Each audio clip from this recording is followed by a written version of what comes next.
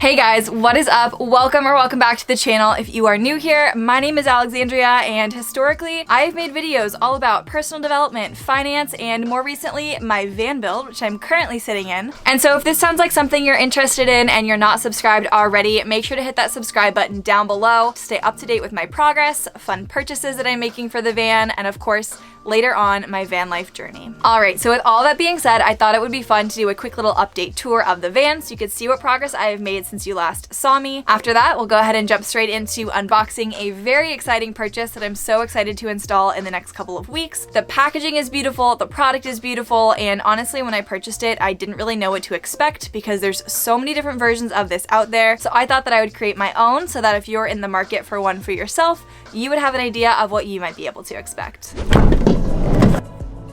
When you first walk into the van, the last you saw, I had installed my floor, but I had not yet put on this trim. So we ended up opting for two different sizes. Down here, because there is this gap between my insulation and the bottom of the van, we opted for a slightly longer piece of aluminum. And as you can see, we did brush it and gave it some texture, so over time, when it scuffs, which is inevitable, it should stay looking nicer for longer. And then up here around the edge, we just did a small 1-inch piece so that you could still see my beautiful floor that I am still in love with. Heading into the van, you'll see my layout, which yes, my floor is still under here. This is just to protect it while we are building actively.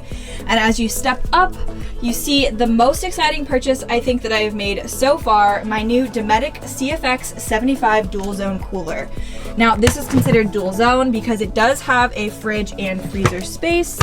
So you can see this is slightly larger, that's for the fridge. This is the freezer, and it's not plugged in right now, but over on the front, there is a little power button here, the adjustable temperature sensor, and you can adjust both of these to be at different temperatures, which for me will probably turn into freezer and fridge use. Now above this cooler, you can see we've already framed out a sitting area. I will have a bench seat, and this cooler will be on slides, so it will pull out here into the walkway, and then of course slide back when it's not in use. Up here in this area, we have all the framing done now. This is gonna be a slight pop out. And so what I'm hoping to do is to run all of these lovely wires through the side here, so that way I have an outlet for USB charging and then that AC outlet to charge things like computers, cameras, etc. Now I do have this marked out on the floor, but my shower is going to go here just to give you an idea of what that's going to look like. It will be half height, so it's gonna come about to this level just above where the pop out is going, and this is going to swing up and down. So when not in use, this shower will double as a countertop. When in use, my toilet will be stored in here, and then it's going to drain down below the floor into a gray water tank. Now heading back towards the garage, you'll see this kind of interesting box here with that piece down beside it. What this is going to be is storage for my batteries. Now I did go with 3 100 amp hour lithium ion batteries, and they are just going to sit next to each other flush along the wall here. This groove initially was to slide a piece of wood down into to function as a door. Unfortunately, the router did not quite line up, and so it's not going to work as I thought it was going to. And in addition to that, all of my electrical components are going to go up in this area, and they're going to stick out slightly too far. And so to fix this mistake, what I've done is cut a second piece of ply. This is just Baltic birch 1/2 inch, which is going to sit on this lip here and then fold open and up when I need to open and shut it, just in case I ever need to access my batteries. Now I haven't finished building out the rest of my garage yet, as you can see, but I do have this new water tank. It does sit over my wheel well, which is super convenient because it saves me a ton of space. This is going to be hooked up to a water pump, which is going to feed both my shower and then my kitchen sink when I have that installed. Right above my water tanks is the first thing that I have successfully painted in the van, which just feels so nice. It makes it feel a little bit more homey. These are my bed framing rails. Now, the reason that we chose to do this I-beam design, you'll probably wonder why, because it looks like we're wasting space, is because I'm actually going to be storing all of my clothes in this area. Now, this is not something that I've seen anybody do before, and it's a little bit difficult to explain, but essentially, I'm going to have a piano hinge that rests on this center beam, and then 2 sheets of plywood, one that goes middle to front, one that goes middle to back, and each side, the plywood is just going to lift up on hinges, which will allow all of this space in between. It's about 3.5 inches to store my clothes.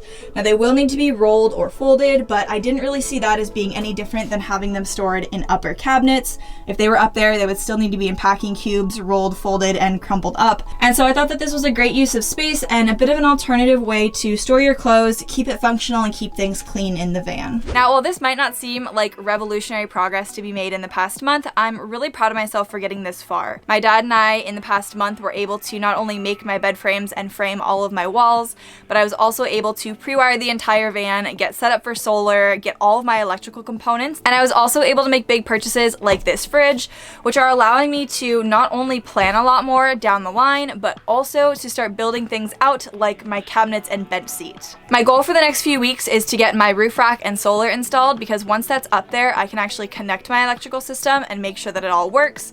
And then once I know that that's in working order, that's when the fun stuff begins. As soon as I have my solar connected, I can go ahead and start installing my ceiling, which means that I can also start installing my walls to get my outlets hooked up. And from there, a lot of it's just going to be aesthetics. You know, I need to get my wiring hooked up, of course, which is definitely a big technical component of the build. Same with my plumbing, but those things were going to have to come a little bit later once I have the structure of my garage in place. I was really tough on myself for the past month, thinking that I wasn't doing enough, wasn't impressive enough, my work wasn't good enough, but at the end of the day, I just want to acknowledge, at least for myself, if not for those of you who might be taking on a similarly big project that you might be a novice or a beginner at, that it's okay to make slow progress and that this is a learning experience. It's really important to be kind and gentle with yourself and to just acknowledge the progress that you have made, as opposed to focusing on, you know, the comparison game and thinking about how much faster other people are moving than you. Now that that therapy session is over, let's go ahead and jump into the unboxing. So I'm going to start this section off by just going into a little bit about why I need a Wi-Fi booster and why I chose the weBoost. First off, I think that it's really important to acknowledge that this is not a necessity for van life. You definitely do not have to have one of these, especially if you're not working from the road or if you work in person and you don't have a remote job.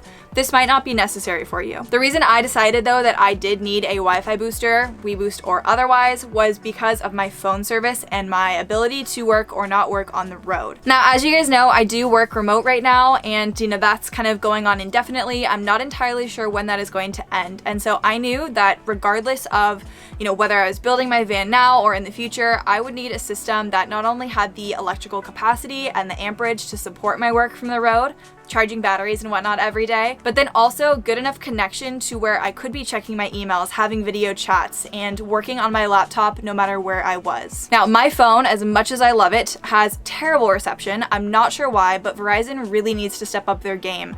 I have had issues, honestly, since the day that I got it, even in cities, with getting good service. With that, I am getting close to the end of my contract, thankfully, and so I'm considering switching over to AT&T, potentially Sprint or T-Mobile later on this year when I'm able to switch. So if you have had a great experience with anybody other than Verizon, I would love to know down in the comments below.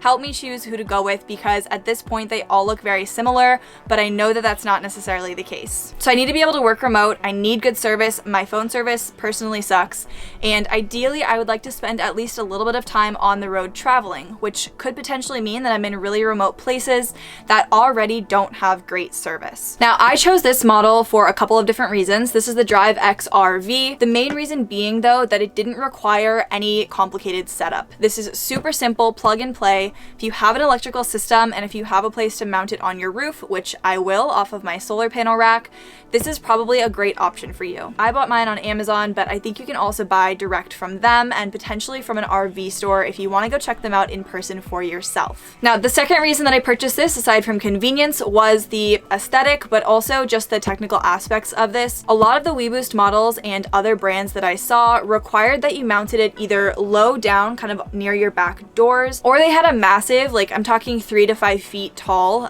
even longer in some cases, that stick off of your roof. Now, this might not be a huge problem if you're traveling in the desert or the mountains and you're not really encountering any low thresholds, but for someone like myself who's going to be in the city for at least part of my time in the van, if not throughout my entire van life experience, I knew that already being 9 foot tall is kind of an inconvenience, and so adding a couple of extra feet to that was really going to hinder me in terms of getting around cities, going under overpasses, and the like. So the outside's really attractive, but let's open it up and see what we got inside. This is what the antenna looks like. Now, it is pretty large. There's my hand for size, but again, it's so much smaller and shorter. I would say this is maybe about 10 inches tall than the longer models. Now, I believe, and this looks like it might be it does come with a mast extender, and so this cord can go through this piece if I did want to extend it.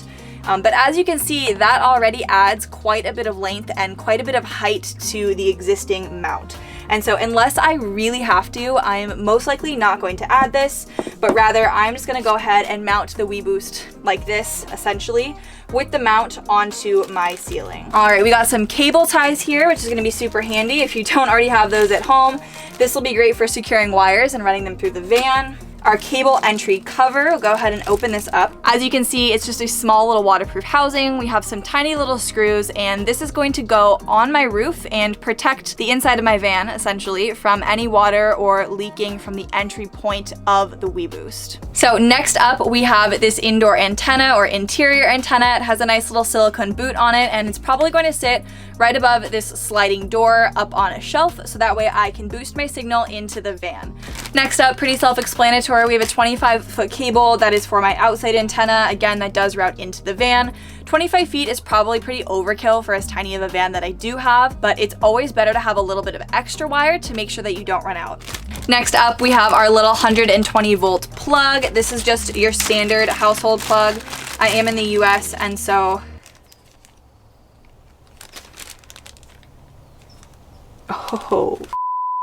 I actually didn't realize I was going to get this. So when I have seen weBoosts unpackaged before, you typically see them with this 120 volt plug, which is really great. You know, that totally works. But for somebody like myself who is going to be monitoring her power, I don't want to have to constantly plug and unplug my weBoost every time I want to use it. That would also mean that I would have to have my inverter running all of the time. Even if I'm not charging something, I would need to be plugged into a wall socket, which for me at least is just really not convenient. This, on the other hand, has two wires, as you can see, and these two wires are going to allow me to directly wire into my DC system. So this is going to go into my fuse block and is going to allow me to use my weBoost just with an on-off switch whenever I want without the hassle of turning on an inverter. I really didn't know that this was going to come in the box, so I'm super excited about this part. Next up is something that I actually think is rather cute and honestly really nice of them to send. It is a hole saw bit, and so if you don't already have something in the size that you need to drill out a hole in your ceiling for that entry housing cable, this is going to be super handy. I'm actually not sure if we do have one, if my dad has one, but I know now that I do and that it should be really easy to install. And this is something that I am most likely not going to use. It is an antenna side spring adapter and a side kit adapter. I believe that this is if you want to go on the outside of your van, so if you wanted to mount this by your back doors, you definitely could. For me personally though, I am going to route it through my roof because I don't want something that's on the outside, you know, low enough for people to see to make it more obvious that I'm living in the van. And so this is really great if you are looking to mount it on the outside or on the back doors of your van. You can see here they give you the springs, the glue, the adhesive, everything that you need in order to do that successfully. So you might be thinking, if you're not going to mount it directly to your roof, you're not going to mount it to the doors, how are you going to mount it? And the answer is this bad boy. So opening this guy up, it's an aluminum L bracket, and this is going to go ahead and just mount directly on. You can see you can have mounting points on the bottom and then your antenna to come through the top onto my solar panel rack setup. So last but not least, we have the weBoost itself. This is going to sit on the inside of the van, and this is what is actually doing all of the work. So my antenna is grabbing the signal, this is converting it and then sending it to that internal antenna like you saw at the beginning. And this is just a mount to securely place it on my wall. I'm probably gonna have this right over my bench seat because that's where most of my work is going to be happening. And it's just a nice place to mount so that way it's not in the way when I'm sleeping, doing other work, or especially in the kitchen where it could get wet. So overall, I think my first impression is that weBoost has done a great job at making this process as simple and streamlined as they possibly can. It's definitely going to have a bit of a learning curve, I'm sure. I've never hooked up a Wi-Fi booster before, and so like everything else with this van, I'm gonna have to kind of figure it out as I go. Initially, I was considering holding off on this purchase and buying it after I'd already lived in the van just to test out how my service actually was and to see if it would really be necessary. And while that definitely is possible, it's something a lot of people do and you could definitely do if you're already living in your van and you decide you want this after the fact, it wasn't the best solution for me because I knew that there was probably like an 85 to 90% chance that I would end up needing it. And in that case, I was going to have to drill through my roof. I was going to have to mount it to my solar panels or to my rack that was already built and installed. I would also need to drill through my ceiling most likely and try to run wires through my walls.